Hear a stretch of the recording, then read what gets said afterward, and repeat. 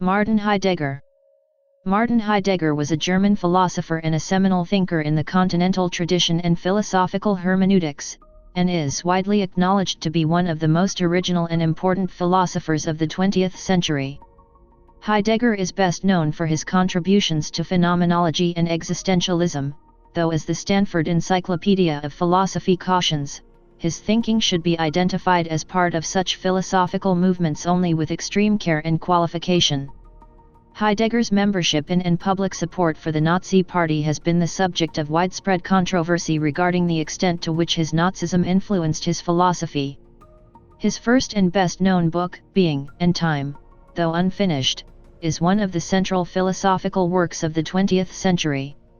In its first part, Heidegger attempted to turn away from ontic questions about beings to ontological questions about being, and recover the most fundamental philosophical question, the question of being, of what it means for something to be. Heidegger approached the question through an inquiry into the being that has an understanding of being, and asks the question about it, namely, human being, which he called Dasein. Heidegger argued that Dasein is defined by care, its practically engaged and concernful mode of being in the world, in opposition to such rationalist thinkers as René Descartes, who located the essence of man in his thinking abilities. For Heidegger, thinking is thinking about things originally discovered in our everyday practical engagements. The consequence of this is that our capacity to think cannot be the most central quality of our being, because thinking is a reflecting upon this more original way of discovering the world. In the second part of his book, Heidegger argues that human being is even more fundamentally structured by its temporality, or its concern with, and relationship to time, existing as a structurally open possibility for being. He emphasized the importance of authenticity in human existence, involving a truthful relationship to our thrownness into a world which we are always already concerned with, and to our being towards death, the finitude of the time and being we are given, and the closing down of our various possibilities for being through time. Heidegger also made critical contributions to philosophical conceptions of truth, arguing that its original meaning was unconcealment, to philosophical analyses of art as a site of the revelation of truth, and to philosophical understanding of language as the house of being. Heidegger's later work includes criticisms of technology's instrumentalist understanding in the Western tradition as enframing, treating all of nature as a standing reserve on call for human purposes. Heidegger is a controversial figure, largely for his affiliation with Nazism, as rector of the University of Freiburg for 11 months, before his resignation in April 1934, for which he neither apologized nor publicly expressed regret. Heidegger was born in rural Meßkirch, Baden-Württemberg, the son of Johanna and Friedrich Heidegger. Raised a Roman Catholic, he was the son of the sexton of the village church that adhered to the First Vatican Council of 1870, which was observed mainly by the poorer class of Meßkirch. His family could not afford to send him to university, so he entered a Jesuit seminary, though he was turned away within weeks because of the health requirement and what the director and doctor of the seminary described as a psychosomatic heart condition. Heidegger was short and sinewy, with dark piercing eyes. He enjoyed outdoor pursuits, being especially proficient at skiing. Studying theology at the University of Freiburg while supported by the church, later he switched his field of study to philosophy. Heidegger completed his doctoral thesis on psychologism in 1914, influenced by Neo-Thomism and Neo-Kantianism, directed by Arthur Schneider. In 1916, he finished his Venia Legendi with a habilitation thesis on Duns Scotus directed by Heinrich Rickert and influenced by Edmund Husserl's phenomenology. In the 2 years following, he worked first as an unsalaried Privatdozent, then served as a soldier during the final year of World War I, serving the last 10 months of the war with the last 3 of those in a meteorological unit on the Western Front. In 1923, Heidegger was elected to an extraordinary professorship in philosophy at the University of Marburg. His colleagues there included Rudolf Bultmann, Nikolai Hartmann, and Paul Naterp. Heidegger's students at Marburg included Hans-Georg Gadamer, Hannah Arendt, Karl Loewe, Gerhard Kruger, Leo Strauss, Jacob Klein, Günther Enders, and Hans Jonas. Following on from Aristotle, he began to develop in his lectures the main theme of his philosophy, the question of the sense of being. He extended the concept of subject to the dimension of history and concrete existence, which he found prefigured in such Christian thinkers as St. Paul, Augustine of Hippo, Luther, and Kierkegaard. He also read the works of Wilhelm Dilthey, Husserl, Max Scheler, and Friedrich Nietzsche. In 1927, Heidegger published his main work Sen und Zeit. When Husserl retired as professor of philosophy in 1928, Heidegger accepted Freiburg's election to be his successor, in spite of a counter-offer by Marburg. Heidegger remained at Freiburg im Breisgau for the rest of his life, declining a number of later offers, including one from Humboldt University of Berlin. His students at Freiburg included Arendt, Gunther Enders, Hans Jonas, Karl Loewe, Charles Malik, Herbert Marcuse, and Ernst Nolte. Emmanuel Levinas attended his lecture courses during his stay in Freiburg in 1928. Heidegger was elected rector of the university on April 21, 1933, and joined the National Socialist German Workers' Party on May 1. In his inaugural address as rector on May 27 he expressed his support of a German revolution, and in an article and a speech to the students from the same year he also supported Adolf Hitler 3:11. In November 1933, Heidegger signed the loyalty oath of German professors to Adolf Hitler and the National Socialist State. He resigned the rectorate in April 1934, but remained a member of the Nazi Party until 1945 even though the Nazis eventually prevented him from publishing III. In the autumn of 1944, Heidegger was drafted into the Volkssturm, assigned to dig anti-tank ditches along the Rhine. According to historian Richard J. Evans, Heidegger was not only a member of the Nazi Party, but enthusiastic about participating. He wanted to position himself as the philosopher of the party, but the highly abstract nature of his work and the opposition of Alfred Rosenberg, who himself aspired to act in that position, limited Heidegger's role. His resignation from the rectorate owed more to his frustration as an administrator than to any principled opposition to the Nazis, according to historians. Heidegger's Black Notebooks, written between 1931 and 1941 and first published in 2014, contain several expressions of anti-Semitic sentiments, which have led to a re-evaluation of Heidegger's relation to Nazism. In late 1946, as France engaged in épuration légale in its occupation zone, the French military authorities determined that Heidegger should be blocked from teaching or participating in any university activities because of his association with the Nazi Party. The denazification procedures against Heidegger continued until March 1949 when he was finally pronounced a Mitläufer. No punitive measures against him were proposed. This opened the way for his readmission to teaching at Freiburg University in the winter semester of 1950-51. He was granted emeritus status and then taught regularly from 1951 until 1958, and by invitation until 1967. Heidegger married Elfriede Petri on March 21, 1917, in a Catholic ceremony officiated by his friend Engelbert Krebs, and a week later in a Protestant ceremony in the presence of her parents. Their first son, Jörg, was born in 1919. Elfriede then gave birth to Hermann in 1920. Heidegger knew that he was not Hermann's biological father but raised him as his son. Hermann's biological father, who became godfather to his son, was family friend and Dr. Friedel Caesar. Hermann was told of this at the age of 14. Hermann became a historian and would later serve as the executor of Heidegger's will.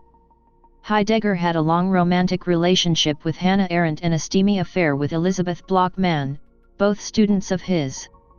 Arendt was Jewish, and Bloch-Mann had one Jewish parent, making them subject to severe persecution by the Nazi authorities. He helped Bloch-Mann emigrate from Germany before the start of World War II and resumed contact with both of them after the war. Heidegger's letters to his wife contain information about several other affairs of his. Heidegger spent much time at his vacation home at Todtnaberg, on the edge of the Black Forest. He considered the seclusion provided by the forest to be the best environment in which to engage in philosophical thought. A few months before his death, he met with Bernhard Welt, a Catholic priest, Freiburg University professor and earlier correspondent. The exact nature of the conversation is not known, but what is known is that it included talk of Heidegger's relationship to the Catholic Church and subsequent Christian burial at which the priest officiated. Heidegger died on May 26, 1976, and was buried in the Meßkirch Cemetery, beside his parents and brother. Heidegger's philosophy is founded on the attempt to conjoin what he considers two fundamental insights. The first is his observation that, in the course of over 2,000 years of history, philosophy has attended to all the beings that can be found in the world, but has forgotten to ask what being itself is. Heidegger thought the presence of things for us is not their being, but merely them interpreted as equipment according to a particular system of meaning and purpose. For instance, when a hammer is efficiently used to knock in nails, we cease to be aware of it. This is termed ready to hand, and Heidegger considers it an authentic mode, saying that the given has presence in an oversimplified way when reduced to possible future usefulness to us. Heidegger claimed philosophy and science since ancient Greece had reduced things to their presence, which was a superficial way of understanding them. One crucial source of this insight was Heidegger's reading of Franz Brentano's treatise on Aristotle's manifold uses of the word being, a work which provoked Heidegger to ask what kind of unity underlies this multiplicity of uses. Heidegger opens his magnum opus, Being and Time, with a citation from Plato's Sophist indicating that Western philosophy has neglected being because it was considered too obvious to question. Heidegger's intuition about the question of being is thus a historical argument, which in his later work becomes his concern with the history of being, that is, the history of the forgetting of being, which according to Heidegger requires that philosophy retrace its footsteps through a productive destruction of the history of philosophy. The second intuition animating Heidegger's philosophy derives from the influence of Edmund Husserl, a philosopher largely uninterested in questions of philosophical history. Rather, Husserl argued that all that philosophy could and should be is a description of experience. But for Heidegger, this meant understanding that experience is always already situated in a world and in ways of being.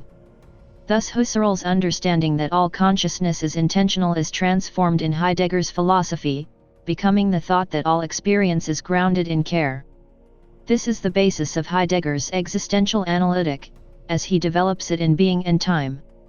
Heidegger argues that describing experience properly entails finding the being for whom such a description might matter. Heidegger thus conducts his description of experience with reference to Dasein, the being for whom being is a question. In everyday German, Dasein means existence. It is composed of da and sen. Dasein is transformed in Heidegger's usage from its everyday meaning to refer, rather, to that being that is there in its world, that is, the being for whom being matters. In later publications Heidegger writes the term in hyphenated form as Dasein, thus emphasizing the distance from the word's ordinary usage. In Being and Time, Heidegger criticized the abstract and metaphysical character of traditional ways of grasping human existence as rational animal, person, man, soul, spirit, or subject. Dasein, then, is not intended as a way of conducting a philosophical anthropology, but is rather understood by Heidegger to be the condition of possibility for anything like a philosophical anthropology. Dasein, according to Heidegger, is care.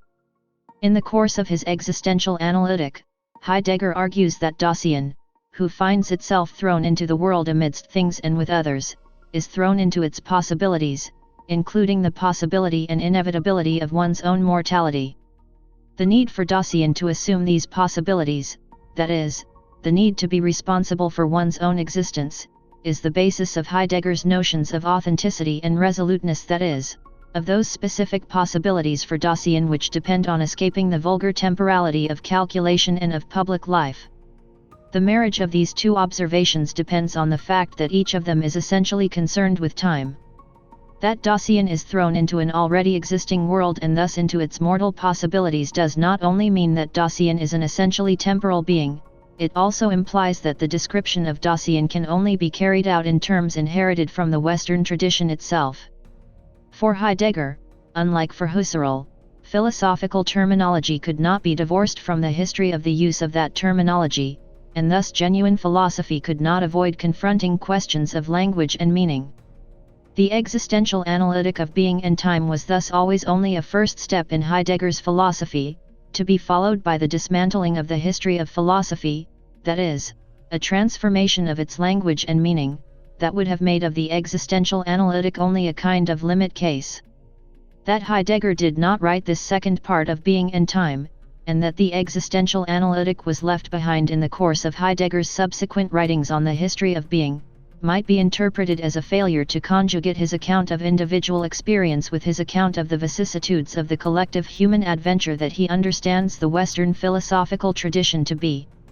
And this would in turn raise the question of whether this failure is due to a flaw in Heidegger's account of temporality, that is, of whether Heidegger was correct to oppose vulgar and authentic time. There are also recent critiques in this regard that were directed at Heidegger's focus on time instead of primarily thinking about being in relation to place and space, and to the notion of dwelling, with connections to architectural theory as impacted by phenomenology. Being and Time, published in 1927, was Heidegger's first academic book. He had been under pressure to publish in order to qualify for Husserl's chair at the University of Freiburg, and the success of this work ensured his appointment to the post. In Being and Time, Heidegger investigates the question of being by asking about the being for whom being is a question. Heidegger names this being Dasein, and he pursues his investigation through themes such as mortality, care, anxiety, temporality, and historicity. It was Heidegger's original intention to write a second half of the book, consisting of a destruction of the history of philosophy, that is, the transformation of philosophy by retracing its history, but he never completed this project. Being and Time influenced many thinkers, including such existentialist thinkers as Jean-Paul Sartre. Heidegger's later works, beginning by 1930 and largely established by the early 1940s, seem to many commentators to at least reflect a shift of focus, if not indeed a major change in his philosophical outlook, which is known as the turn. One way this has been understood is as a shift from doing to dwelling and from being and time to time and being. However, others feel that this is to overstate the difference. For example, in 2011 Mark Rathall argued that Heidegger pursued and refined the central notion of unconcealment throughout his life as a philosopher. Its importance and continuity in his thinking, Rathall states, shows that he did not have a turn. A reviewer of Rathall's book stated, "An ontology of unconcealment means a description and analysis of the broad contexts in which entities show up as meaningful to us, as well as the conditions under which such contexts, or worlds, emerge and fade." Heidegger focuses less on the way in which the structures of being are revealed in everyday behavior, and more on the way in which behavior itself depends on a prior openness to being. The essence of being human is the maintenance of this openness. Heidegger contrasts this openness to the will to power of the modern human subject, which is one way of forgetting this originary openness. Heidegger understands the commencement of the history of Western philosophy as a brief period of authentic openness to being, during the time of the pre-Socratics, especially Anaximander, Heraclitus, and Parmenides. This was followed, according to Heidegger, by a long period increasingly dominated by the forgetting of this initial openness, a period which commences with Plato, and which occurs in different ways throughout Western history. Two recurring themes of Heidegger's later writings are poetry and technology. Heidegger sees poetry and technology as two contrasting ways of revealing. Poetry reveals being in the way in which, if it is genuine poetry, it commences something new. Technology, on the other hand, when it gets going, inaugurates the world of the dichotomous subject and object, which modern philosophy commencing with Descartes also reveals. But with modern technology a new stage of revealing is reached, in which the subject-object distinction is overcome even in the material world of technology. The essence of modern technology is the conversion of the whole universe of beings into an undifferentiated standing reserve of energy available for any use to which humans choose to put it. Heidegger described the essence of modern technology as gestal, or enframing. Heidegger does not unequivocally condemn technology, while he acknowledges that modern technology contains grave dangers. Heidegger nevertheless also argues that it may constitute a chance for human beings to enter a new epoch in their relation to being. Despite this, some commentators have insisted that an agrarian nostalgia permeates his later work. In a 1950 lecture he formulated the famous saying "language speaks," later published in the 1959 essays collection Unterwegs zur Sprache, and collected in the 1971 English book Poetry, Language, Thought. Heidegger's later works include Vom Wesen der Wahrheit, Der Ursprung des Kunstwerks, Einführung in die Metaphysik, Bauen Wohnen Denken, and Die Frage nach der Technik und was heißt Denken. Also Beiträge zur Philosophie, composed in the years 1936-38 but not published until 1989, on the centennial of Heidegger's birth. It has been postulated that Heidegger believed the Western world to be on a trajectory headed for total war, and on the brink of profound nihilism, which would be the purest and highest revelation of being itself, offering a horrifying crossroads of either salvation or the end of metaphysics and modernity, rendering the West a wasteland populated by tool-using brutes, characterized by an unprecedented ignorance and barbarism in which everything is permitted.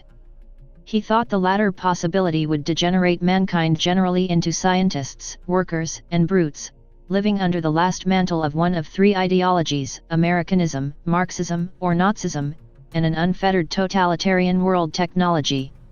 Supposedly, this epoch would be ironically celebrated as the most enlightened and glorious in human history. He envisaged this abyss to be the greatest event in the West's history because it would enable humanity to comprehend being more profoundly and primordially than the pre-Socratics. Recent scholarship has shown that Heidegger was substantially influenced by St. Augustine of Hippo and that being and time would not have been possible without the influence of Augustine's thought. Augustine's Confessions was particularly influential in shaping Heidegger's thought. Augustine viewed time as relative and subjective, and that being and time were bound up together. Heidegger adopted similar views, e.g. that time was the horizon of being. Time temporalizes itself only as long as there are human beings. Heidegger was influenced at an early age by Aristotle, mediated through Catholic theology, medieval philosophy, and Franz Brentano. Aristotle's ethical, logical, and metaphysical works were crucial to the development of his thought in the crucial period of the 1920s. Although he later worked less on Aristotle, Heidegger recommended postponing reading Nietzsche, and to first study Aristotle for 10 to 15 years. In reading Aristotle, Heidegger increasingly contested the traditional Latin translation and scholastic interpretation of his thought. Particularly important was his radical reinterpretation of Book 6 of Aristotle's Nicomachean Ethics and several books of the Metaphysics. Both informed the argument of being and time.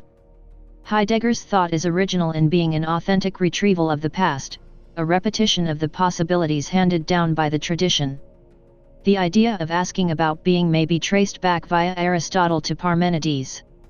Heidegger claimed to have revived the question of being, the question having been largely forgotten by the metaphysical tradition extending from Plato to Descartes, a forgetfulness extending to the Age of Enlightenment and then to modern science and technology.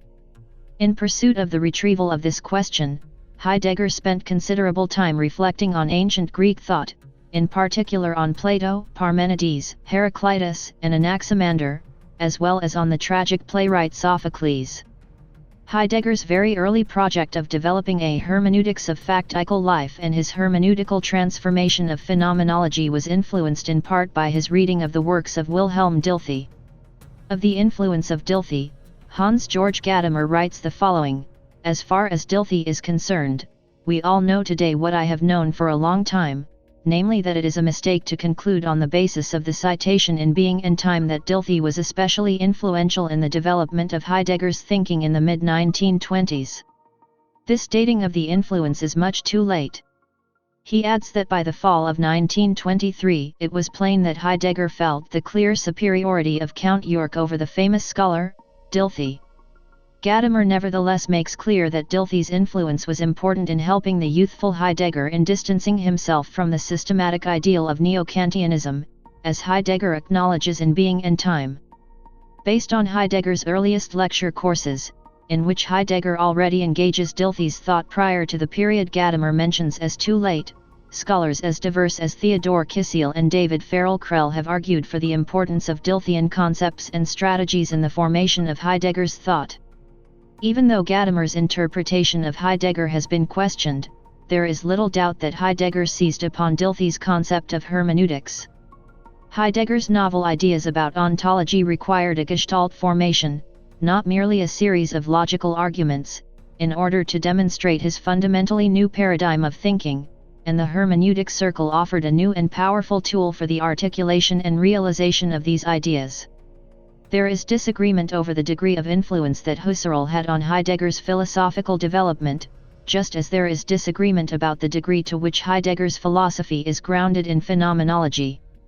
These disagreements center upon how much of Husserlian phenomenology is contested by Heidegger, and how much this phenomenology in fact informs Heidegger's own understanding.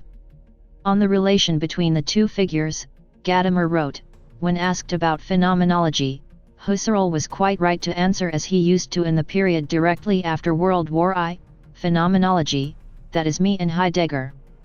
Nevertheless, Gadamer noted that Heidegger was no patient collaborator with Husserl, and that Heidegger's rash ascent to the top, the incomparable fascination he aroused, and his stormy temperament surely must have made Husserl, the patient one, as suspicious of Heidegger as he always had been of Max Scheler's volcanic fire. Robert J. Dostal understood the importance of Husserl to be profound. Heidegger himself, who is supposed to have broken with Husserl, bases his hermeneutics on an account of time that not only parallels Husserl's account in many ways but seems to have been arrived at through the same phenomenological method as was used by Husserl.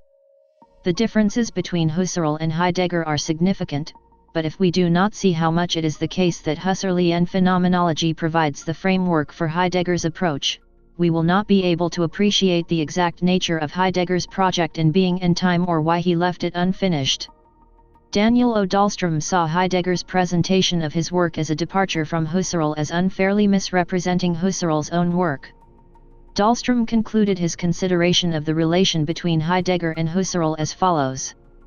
Heidegger's silence about the stark similarities between his account of temporality and Husserl's investigation of internal time consciousness contributes to a misrepresentation of Husserl's account of intentionality. Contrary to the criticisms Heidegger advances in his lectures, intentionality in the final analysis is not construed by Husserl as sheer presence. Yet for all its dangerous closeness to what Heidegger understands by temporality, Husserl's account of internal time consciousness does differ fundamentally. In Husserl's account, the structure of protensions is accorded neither the finitude nor the primacy that Heidegger claims are central to the original future of ecstatic horizontal temporality. Heideggerians regarded Søren Kierkegaard as, by far, the greatest philosophical contributor to Heidegger's own existentialist concepts. Heidegger's concepts of anxiety and mortality draw on Kierkegaard and are indebted to the way in which the latter lays out the importance of our subjective relation to truth, our existence in the face of death, the temporality of existence, and the importance of passionate affirmation of one's individual being in the world. Friedrich Hölderlin and Friedrich Nietzsche were both important influences on Heidegger, and many of his lecture courses were devoted to one or the other, especially in the 1930s and 1940s. The lectures on Nietzsche focused on fragments posthumously published under the title The Will to Power, rather than on Nietzsche's published works. Heidegger read The Will to Power as the culminating expression of Western metaphysics, and the lectures are a kind of dialogue between the two thinkers. The fundamental differences between the philosophical delineations of Heidegger and Adorno can be found in their contrasting views of Hölderlin's poetical works and to a lesser extent in their divergent views on German Romanticism in general. For Heidegger, Hölderlin expressed the intuitive necessity of metaphysical concepts as a guide for ethical paradigms, devoid of reflection. Adorno, on the other hand, pointed to the dialectic reflection of historical situations, the sociological interpretations of future outcomes, and therefore opposed the liberating principles of intuitive concepts because they negatively surpassed the perception of societal realities. Nevertheless, it was Heidegger's rationalization and later work on Hölderlin's poems as well as on Parmenides and his consistent understanding of Nietzsche's thought that formed the foundation of postmodern existentialism. This is also the case for the lecture courses devoted to the poetry of Friedrich Hölderlin, which became an increasingly central focus of Heidegger's work and thought. Heidegger grants to Hölderlin a singular place within the history of being and the history of Germany, as a herald whose thought is yet to be heard in Germany or the West. Many of Heidegger's works from the 1930s onwards include meditations on lines from Hölderlin's poetry, and several of the lecture courses are devoted to the reading of a single poem.